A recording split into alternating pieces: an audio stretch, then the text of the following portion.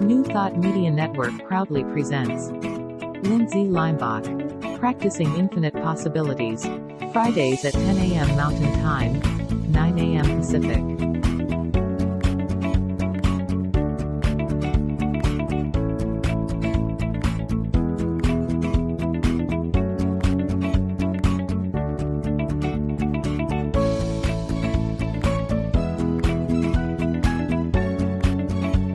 And now, here's Lindsay.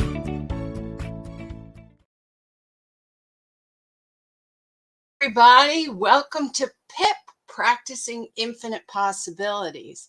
And today we're really going to be talking about the science of infinite possibilities in our brain and how can we cultivate what we want and not cultivate what we don't want. So this is going to be where we're going to go with it. And it's pretty exciting about it. And I found a lot of great quotes from Einstein. So I'm going to put that Einstein into this mix because he's always been one of my role models. Side note, he's dyslexic and I'm dyslexic. And this is my troll doll that I always like. It makes me completely laugh. But doesn't that look like Einstein? So there we go. We're going to have really a lot of fun. I want to welcome, I can see that my mom and my dad are here and Shay's here, Connie, Trudy. I just love that you're all here with me. No matter where you're at, you could be in Colorado. Shay's in Colorado. My parents are in Virginia. A lot of people are in California. So let me go back to... Here we go. We got to go to my band. Take this one down. All right, and go here. And the first thing I want to do is wishing a joyful Rosh Hashanah to all that celebrate the Jewish New Year. Happy New Year! And check this, what I found. Happy New Year! So in the Jewish tradition, today is their new year, and they celebrate, one way they celebrate in the symbology of apples and honey. So they eat apples and honey. And I just find it so interesting because we think of New Year, your New Year. When I say New Year to you, we all usually go to January 1st. And we think of it as a thing, like a set thing. But the truth is, New Year is an idea. It's a cultural idea. It's only perception. So in the Jewish culture, today is New Year. In Western culture, January 1st is New Year. There's a Chinese New Year. There's a Buddhist New Year. And these are all different. It's a perception of how you see the world. Human beings want to organize the world. So we put it into categories. And when we feel like we have it organized, okay, and we have a structure, and we all have an agreement to that structure, it makes us feel safe. And then the brain relaxes. So there's always been different New Years, whatever the cultural has decided that it to be. And it becomes an agreement. And that's why I always say you should read the 4 agreements over and over again. If you just actually read the first chapter, it talks about how we have a belief system and we come into these agreements. And when we're really young, we don't even realize the agreements that we're learning and that we're saying that we will be part of. Okay, so that all goes into the brain. So the truth is, every day can be a new year. So when you get very excited, oh, New Year's, I'm going to exercise more, or I'm going to lose weight, or whatever you choose. I'm going to have a better system in the morning for my spiritual practice. I'm going to start on January 1st. That's an illusion. That is an illusion that you're making an agreement with in your mind. And it's fine that you set up a system that works for you, as long as you know it's not a fact. The new year being January 1st is not an fact. It's an agreement. It's not like gravity. Gravity, and when I leave, gravity will be here. But if I change cultures, I will change my New Year date. So no matter where I am, there's always gravity. That's a fact. Okay. But New Year's and starting anew is a belief system. And we can tap into that. And if we feel like we want to adjust ourselves and start anew, you can start anew every morning. So those who are not in the Jewish cultural faith saying that today's New Year's, well, we could share in that and say, well, I want to start new today. I have a lot of friends who are in AA or NA, and they have a birth date, the day they got sober. And they even celebrate that more than the birth date in which they were born, because they feel like that was their birth date of becoming authentic and clearing their mind and really becoming in tuned and listening to themselves. So that becomes their birth date. So your birth date even is an illusion. It's your belief system that makes it true. Isn't that interesting? So happy New Year to the Jewish culture, and happy New Year to everybody, because today is the first day of the rest of your life, or the first day of the next year, whatever you want, and use that power of it being the first day. And that's where we're going, about talking about the brain. I just want to throw up real quick. Here's a great heart. I always show hearts. You see that little teeny heart? Oops, I got to learn how to do this better. Right down there, and someone's my friend's spaghetti sauce. Is that awesome? Thank you, Stacy, for sending that in. And I wanted to show one other really great one. Let me go here. This isn't a heart, but I told people, this is a, whoops, I lost them. This is a duck. And I think you all know that I love to collect rubber ducks, because I think life is a journey and we're flowing down the river of life. And sometimes there's eddies and we end up falling in down and we go down into it, but then we always pop back up, right? And sometimes we're in the middle of the river, the flow of life, and it is going fast. And that's okay. We go with it and we float on top and we don't get all upset. And sometimes we can make it to the side and go slow. We can go slow, but we are the rubber duck, just flowing in life, knowing that if we're being authentic, everything is going to work out, accepting it, breathing into it. So I love it. So thank you so much, Wendell Leimbach, for sending that to me. Let me check up here. Oh, Trudy's here and Wayne's here. I love it. Here's Wayne. Wayne always writes the funniest things. Not a hot mess. I'm a spicy disaster.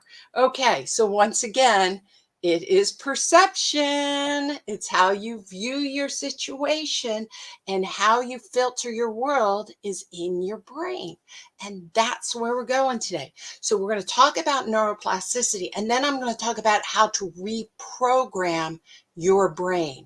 How do we actually, if we don't like the programming, we don't like the wiring we have, then what are the steps we can do to actually reprogram? So this is really good stuff. All right, let me come on down, oops, to my banners and go up here. Okay.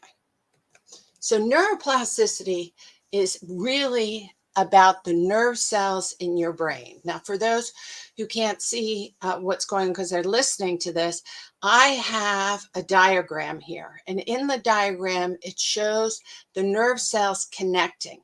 The first one is the nerve cells connecting. You can see the arrows it's going through. It says nerve cells that fire together. So when you're thinking, then the nerve cells fire together. And if they keep firing together, if you keep having that thought, you keep having that feeling, you keep having that emotion. If you see in the next picture over here, there we go, right here. Do you see in the middle how, look down there, it's like you can see how they're all wiring together and the pathways are getting stronger and stronger and stronger. Now look at the first picture. You see how there's only a few of them that's connecting the two nerve cells, and then the second one where it's actually, there's a whole bunch of nerve cells all connecting together. Kind of think of it like, let me take that down. like an octopus. Okay, if you kind of think of an octopus or a squid, and you have the nerve, and then you have the nerve cells coming out with all the tentacles, and one tentacle will be attached to the next nerve cell and one tentacle. And so there's just this little soft, easy one tentacle to one tentacle pathway, and the brain will use the energy and flow that way. It's not a strong connection, but it is connected. Okay. Then when you start thinking, whatever you're thinking, it could be a feeling, anger, love, lust, greed, whatever it is, then the other tentacles go, oh my gosh, we're thinking this way. And instead of having one tentacle touching one tentacle, 3 or 4 more start connecting in together, because they want to get that thought and that pattern to go through in an energy form quicker and faster. That's what the brain does. That's what the brain, it keeps connecting and connecting and connecting. So here's a different picture I have of neuroplasticity, which is the ability to connect these nerve cells. Oh, here we go. We'll get it. It'll come up. There he goes. So all this is going on all the time throughout your brain. Right now, with you communicating, or with me or us communicating together, what I'm talking about is going into your brain, and it's lighting up different parts of your brain. Now, if this is not something that you really know and you're really paying attention to, or even if you do know it, but you're really paying attention to it, a lot of the energy in the nerve cells up in the prefrontal cortex are connecting together. That's your higher level of thinking. If you're sitting back and you're watching reruns of Friends, okay, you're kind of like in the mode, just like not doing anything. Your brain is very relaxed. It's not learning anything. It's just doing what it needs to do to survive in this calm state. And you're kind of even zoning yourself out. You're zoning yourself out. So you're not even trying to concentrate. It's kind of just like this blank stare that you get. Now, if you're watching the Discovery Channel and you're learning about wild gorillas, which have a population of only about 1,000. I just read that. So that was very interesting to me, because I was learning about how we're trying to help the wild forest gorillas, I think they are, and how to start the population to grow. Then I'm not zoning out, even though I'm watching TV, because I'm leaning into it and I'm really thinking about it. And if you're really thinking and you're contemplating, then the wires, the tentacles, they all start going together, because it's saying, this is something you want to remember. This is something I want to know. And if you keep repeating the thought, it goes into your long-term memory, and it actually then will go into your subconscious mind. If you don't repeat the thought and it's not important to you, then your brain throws it away. It says, I don't need to know this information. Think how many times people say, gave you a phone number, 2 days ago, if someone said, do you know what the phone number is? I'd be like, no, but I wrote it down, because it's not in my long-term memory. My brain didn't say that I needed to remember it. I just needed to remember it enough to write it down, and then it gets rid of it. Okay. So those connections that were working, they go away. Okay. Here's a little cartoon understanding this even some more. I like this cartoon. There it goes. Okay. So at the top, there's 2 nerve cells, and it says, normal sharing. So they're just holding hands and you're allowing energy to flow. But when you're learning about something like we're doing today, when you're listening to videos or when you're in practice, you see at the bottom, they're hugging. They're like totally embracing. They're learning how to connect together, how to be strong, how to work together. Now, if you look at the next one, it says during forgetting. Then what you're doing is you're trying to release those connections, right? Release those connections. You say, well, why would you want to do that? Well, I personally don't want to be biting my fingernails or smoking cigarettes or overeating or catastrophizing in my thoughts or having feelings of shame or guilt or so forth. All those things have been wired together. When you feel like you're not enough, if you, I'm not saying you feel that way, but I'm saying if you feel that way and you repeat that thought, think about it. In neuroplasticity, this is a neutral, this is like gravity. It just does what it does. So, in neuroplasticity, if you're feeling like I'm not enough and you keep repeating, I'm not enough, then those wires, those tentacles all go together and say, well, that's not a problem. We can learn how not to be enough. We can come to that thought really fast. That's why it says what you think about, you bring about. What you think about, you bring about. Because what you think about is wiring your brain so it can think about it easier. If you learn how to play the piano and you practice every day, then you become a better piano player. If you wake up and you think the world is going to fall apart and you have worry or catastrophizing thinking and you continue to do that all day, you become a better worrier. It's like gravity, If I drop my coffee cup, it's going to fall down. Gravity doesn't say, I'm making that happen. And it's bad news because it's going to break. And I'm sorry, but that's what's going to happen. She's saying it's like a choice that they want to break my coffee cup. It's just gravity. It's just what happens on Earth with the pull that we have. So, but when I throw a ball, I know when I throw a ball, it will land on the ground so my dog can fetch it because gravity will carry it out. My force will carry it out, but sooner or later, gravity will pull it down to the ground so my dog can get it. Right? Same gravity. Same with your brain. Your brain with neuroplasticity, it just wires together what you think about, you bring about. And the more you have a thought attached to something that's important to you, the stronger the connection goes in. That's why you want to put feeling into things that you want to create. You want to get joy. You want to get happiness. You want to get excited about stuff while you're thinking about it, because that means you're wiring it together in the positive. But in the same difference that if something is bad happening, that's why you have to be careful about the news.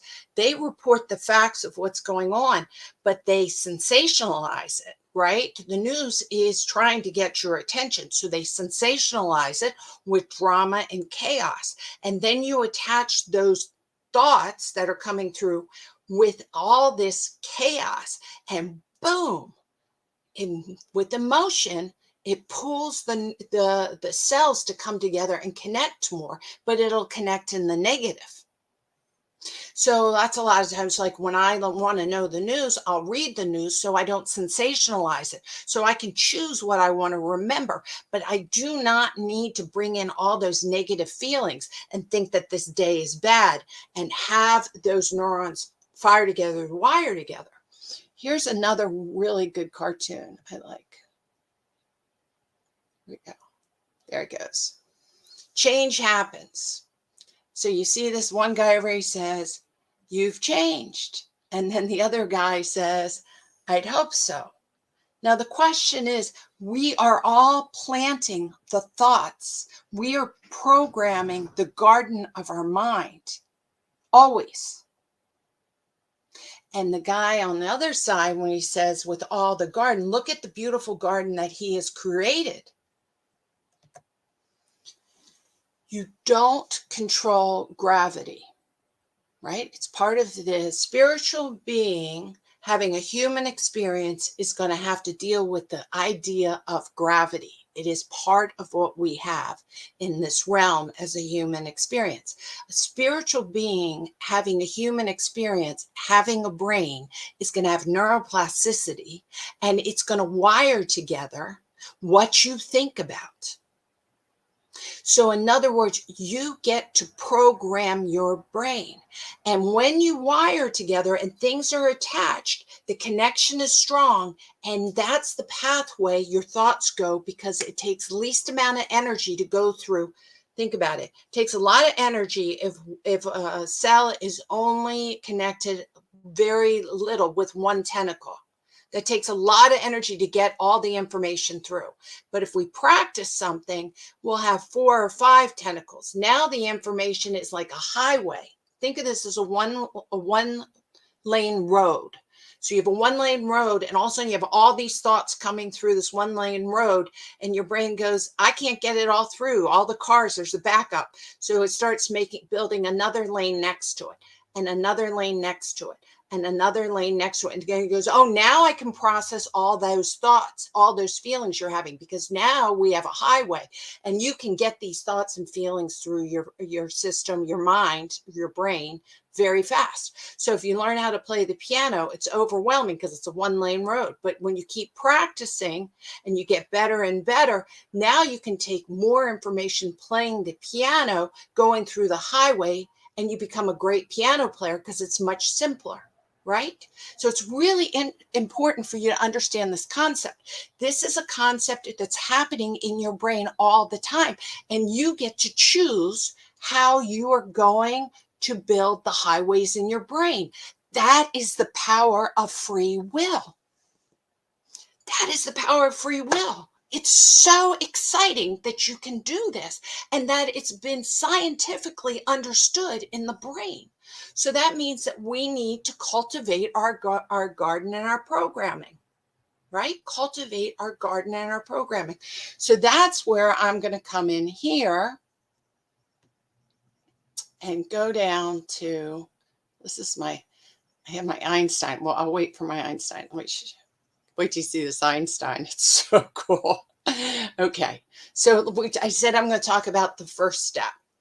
The first step of rewiring or reprogramming your brain. So in other words, if you don't want to bite your fingernails, or you don't want to have catastrophizing thinking, or you don't want to have the thoughts as I'm not good enough, things like that. The first step is to notice what you're thinking and feeling, because your energy is going through these wires in your brain, the cell patterns in your brain. And if you aren't recognizing what you're doing, then how can you reprogram it? Right? How can you reprogram it? If I say, okay, well, I want to have a habit in the morning, and in my habit in my morning, I want to do gratitude, and I want to do a meditation, and I want to drink my water. These are some things that I personally do in the morning. Well, I have to first recognize, what am I really doing? Am I waking up and getting on my phone and looking at social media? Am I looking at the latest headlines? What is that doing to me when that happens? I need to accept what I'm doing. Accept what's going on. If you catastrophize or if you worry, you have to be able to notice when you're doing it. So then when you're doing it, so we have the highway of worry going on, you notice that you do it, and then you can make a choice to reprogram in a different way. So let me go up there. I'm going to put my Einstein up. Let me take this off. And here's my Einstein. Is that cool? And let me go back to my banners. Here we go. So what does Einstein say about this? I'm going to go over here. Few are those who will see with their own eyes and feel with their own hearts. That's a quote from Einstein. Few are those who will see with their own eyes and feel with their own hearts. What he's saying there is exactly what I just said. We need to see our own programming. If we don't recognize what we're putting into ourselves for our programming, other people will do it for us. Your family, your culture, your religion, your books, your news, the media, advertising. It goes on and on. Our politicians. We need to recognize, what are we feeling? If we don't recognize what we're feeling, then what we're doing is we're letting other people program. Don't let other people program. Authentically see what you are doing, and then you get to decide. What else did he say? We cannot solve our problems with the same thinking we used when we created them. Think about that. Now think about that with neuroplasticity. He's saying that if you have a pathway of shoulds, not enoughs, anger, catastrophe, worry, That's a program in your brain. And if we keep using the exact same method of thinking, should we get a different result? The answer is no. We need to see what we are doing, and then we need to take responsibility and reprogramming. So that takes us down to this. The second, okay, very important that when we recognize what's going on in our programming, in our wiring in our brain, that we don't judge it. We get curious. In other words, we don't think, oh God, I can't believe I'm biting my fingernails, or that I ate that ice cream, or that I'm angry right this second, or something happens like the phone goes off and it like makes you aggravated, or you're frustrated with your children or your husband. Don't judge it as good or bad. Just realize it's part of your programming, because we have to be able to see our programming. And if we judge it in a negative way, okay, then what are we doing? We're just actually solidifying it more. We're solidifying more. Instead of getting upset that you're programming in a certain way, be excited that you're aware of it, and then get curious. Why am I doing this? What else could I be doing? Don't beat yourself up, because when you beat yourself up, you actually are then putting more negative feelings into that thought, which actually makes the programming stick even harder. So we've got to get curious about it. This is what Einstein said about it. It's going to pop up. Here it goes. Oh, sorry. I guess I had it up and I didn't realize it. Okay. Once we accept our limits, we can go beyond them. Once we accept our limits, we can go beyond them. In other words, once we accept the programming and the wiring that we might already have in ourselves, and we got it maybe when we were a little kid, we got it from maybe some neighbors, parents, some culture that didn't really serve us now. But once we realize the programming we have, then we can step away from it. Then we can make another choice. I love that. That's that radical acceptance that I was talking about. We have to be able to radically accept what is already programmed in our head, accept that neuroplasticity is happening, just like you accept gravity, and then work from there with curiosity. That's really powerful. The important thing is not to stop questioning. Curiosity has its own reason for existence. This is another quote from Einstein. Keep thinking. Keep being curious. Keep learning. Keep trying new things. Keep looking at things from different angles. When I have a problem, I think to myself, well, how would I feel about this in a week?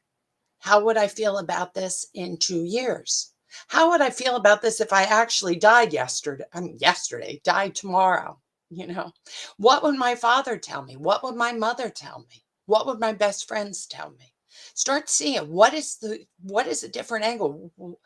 Why would people agree to this agreement that I see as suffering? Start looking at get your brain working. Get out of that habitual habits that we have. Start thinking differently. It's so powerful. So powerful. Okay, here's another one from Einstein. Learn from yesterday. Live for today. Hope for tomorrow. The important thing is not to stop questioning. So we need to learn from our programming, learn from our past. It doesn't mean we're in denial. We accept it. Remember, I said radical acceptance. We got to accept it.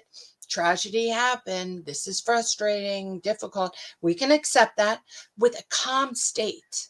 with curious mind and live in today, because today is the only day you have. You do understand your programming of your brain only happens in the present moment.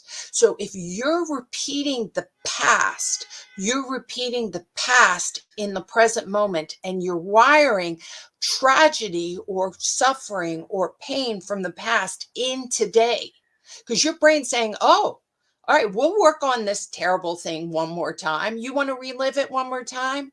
That's why rumination, we got to catch ourselves when we go into rumination, because rumination is when you get stuck in a negative pattern, reliving the same thing over and over again.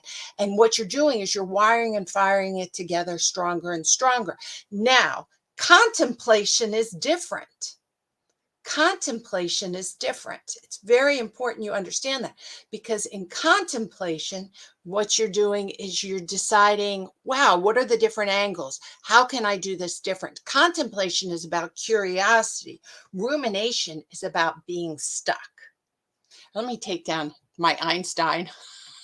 I know it's a little distracting, but it was fun, right? It was fun. So let's get into, oh gosh, we're running out of time, but I have to get to the end. Get back to my banners. So what do?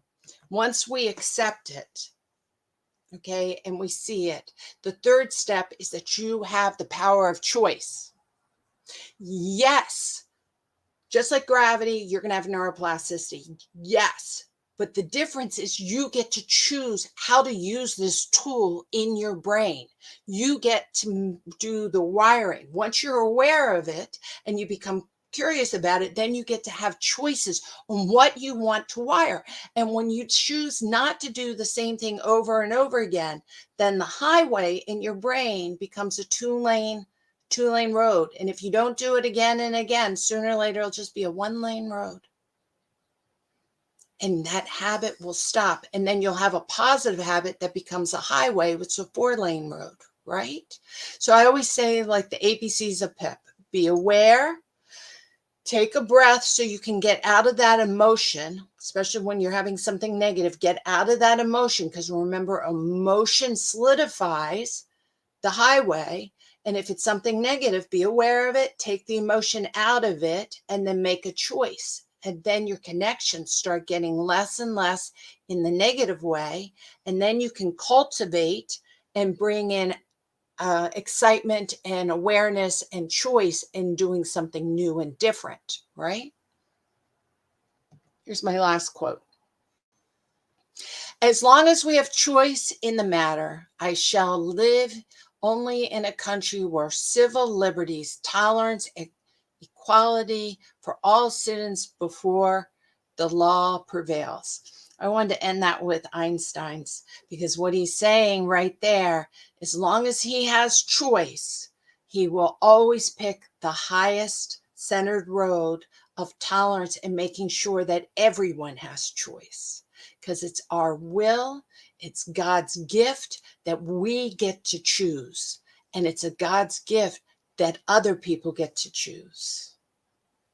And we need to support and encourage curiosity, tolerance, and choice, right? It's our right as a spiritual being to have this.